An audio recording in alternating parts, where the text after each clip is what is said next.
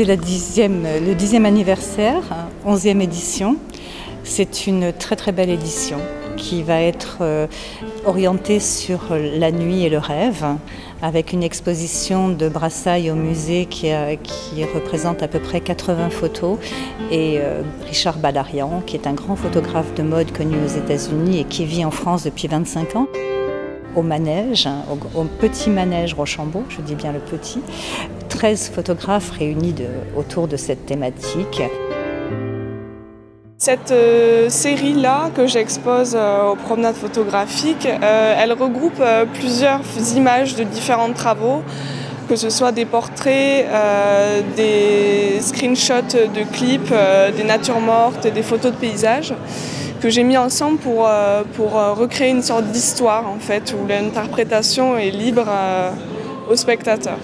Donc moi, ce qui m'intéresse, c'est vraiment la narrativité des images, voir qu'est-ce que... Enfin, j'essaie toujours de donner l'impression qu'il y a un avant, un après, quelque chose qui est en train de se passer et qui est toujours dans un climat un peu d'étrangeté et d'angoisse parfois. Donc ces images sont tous comme des indices d'une histoire que j'essaie de raconter.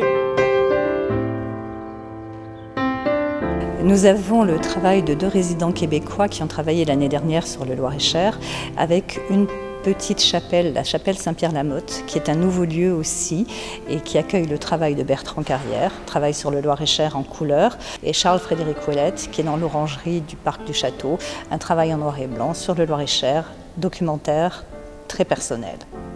L'atelier des photos et des mots qui fait un travail remarquable cette année avec l'hôpital psychiatrique de la Varenne, donc des tirages de 3 mètres de haut. Ce sont des autoportraits comme toujours, de toute façon ce sont les résidents, ce sont les personnes qui participent aux ateliers qui font leurs propres photographies et qui sont présentées dans ce nouveau lieu qui appartient à l'hôpital de Vendôme.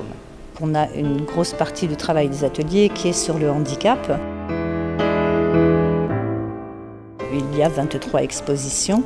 L'année dernière, nous avons enregistré plus de 80 000 entrées et je pense que cette année, on va encore augmenter le nombre de visiteurs parce que la programmation est vraiment une programmation d'excellence.